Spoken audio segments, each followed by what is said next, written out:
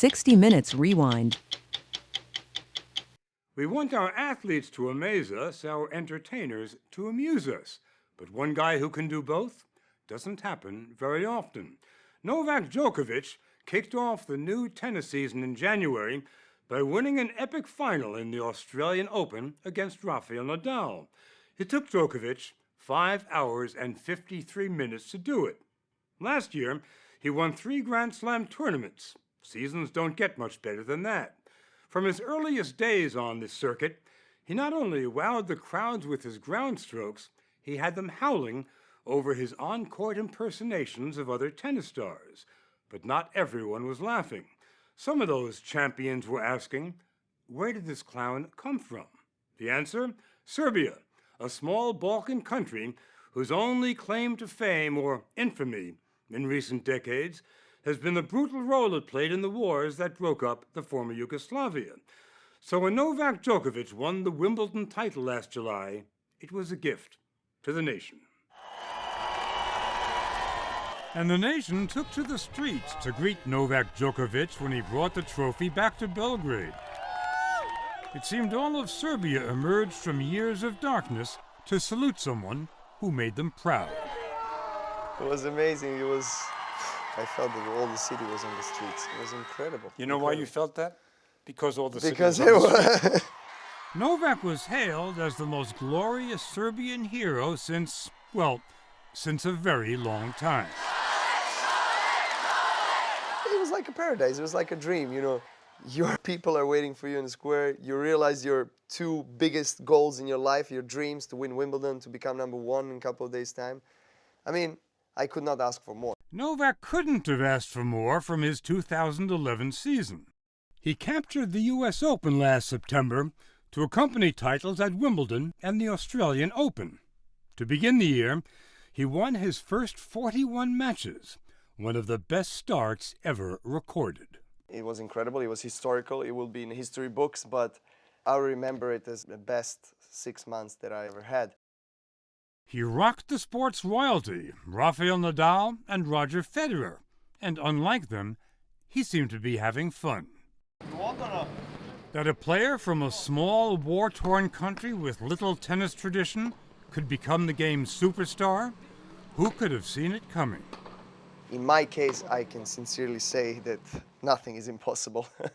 I started at the times when there were really critical times for our country. And when I was saying I want to become #1 of the world, and I was 7, 8 years old, most of the people were laughing to me because it seemed like I have 1% of chances to do that. And I've done it. Novak's dreams began on a mountaintop. It was here at this modest ski resort that a tennis court was built one summer across from the pizzeria his family ran. Jelena Gencic was running a tennis camp there, spotted this kid watching from the fence. She handed him a racket, and within a few days, she knew. Did you think he could be a champion? Yes. Right away. Right. And I told to parents, your child is a golden child. A golden child. He will be the best in the world. And he was 6.5 then? 5.5. They couldn't believe, they were in shock. Young Novak became a phenomenon, so much so that at age 7 he was invited on Serbian national TV. He said his goal was to be #1 in the world. He was dead serious. On visits to his coach's house, Novak admired the national trophy she had won as a player, but his visions had already gone far beyond her trophies, all the way to Wimbledon. I was dreaming about Wimbledon. I was visualizing Wimbledon. And as a kid, I remember I took a little improvised trophy that I think I've made from the little piece of plastic. And I kind of lift that trophy and I said in English, "Hello, my name is Novak Djokovic and I'm a Wimbledon winner." Jelena spent hours and hours working with Novak on the court, but she wanted her prodigy to have more than a forehand and a backhand. You also played classical music for him? Of course. And read him poems by Pushkin? Of course. Was this going to help his tennis, or just make him a better human being? A better human being. I had to know at least 2 languages. I had to listen to the classical music because it calms me down. Did I you can be enjoy more- it then? I did, and I still do. The tennis court served as a haven for Novak because the country he'd been born into, Yugoslavia, was coming apart quickly and violently. Did you realize that when you started climbing the tennis ladder, that your country was falling down? Yes, that was the period that nobody likes to remember. Yugoslavia split into separate countries. The world blamed Serbia for the bloodshed. The country's leaders were accused of war crimes. In 1999, as the conflict spread to the province of Kosovo, the Americans and other NATO countries bombed Serbia for 78 days and nights. The Djokovic family took shelter in Belgrade. We were very scared, everybody was very afraid because the whole city was under attack. They sought refuge here in his grandfather's apartment. Novak took us there. Novak, his grandfather, parents, 2 younger brothers, aunts, and uncles all lived in this 2-bedroom flat during the Blitz. The building had a basement. When the air raid sirens sounded, they retreated there, which was as close as they could get to safety. This is where practically we stayed, right here, right inside. Wow. How many of you? Many. Everybody who could fit here, they came, and there was no really limitation. Novak says the family spent every night in the basement for the first 2 weeks of the bombing. But you continued playing tennis? I continued playing tennis every And did you single lose day. your focus at all?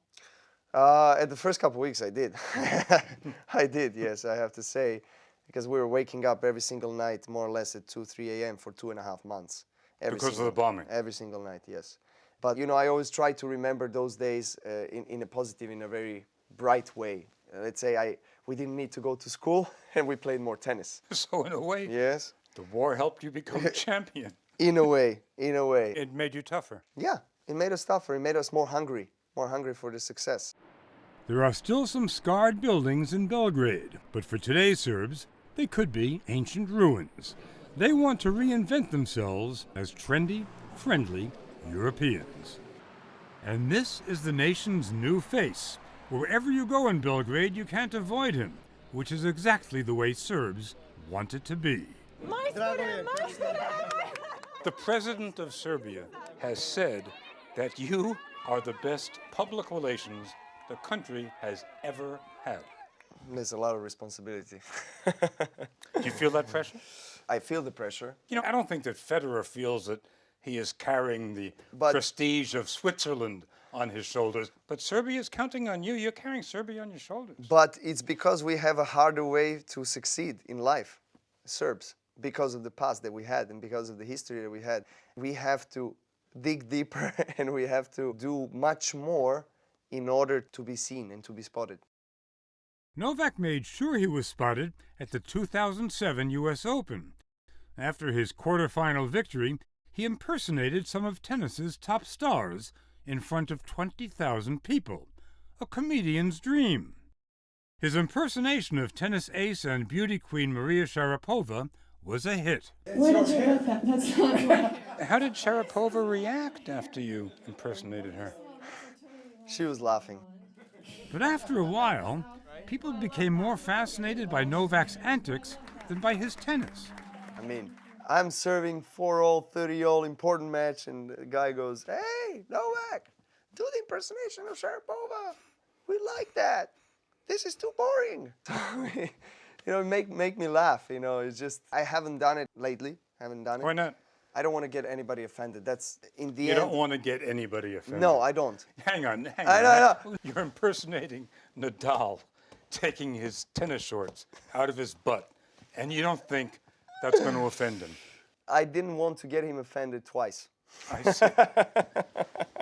The story will continue after this.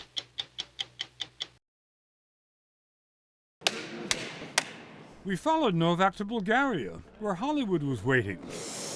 No mistakes. I need to focus. Step forward. A small but killer role in this summer's The Expendables 2. Action! His ground strokes were literally lethal now against terrorists. When you finish the career of tennis, you know, in one stage, I know where to come. you know. The offers have poured in since Novak became #1. To get there, he had to vanquish two legends, Nadal and Federer. For 4 years, he just couldn't beat the guys who had dominated the sport.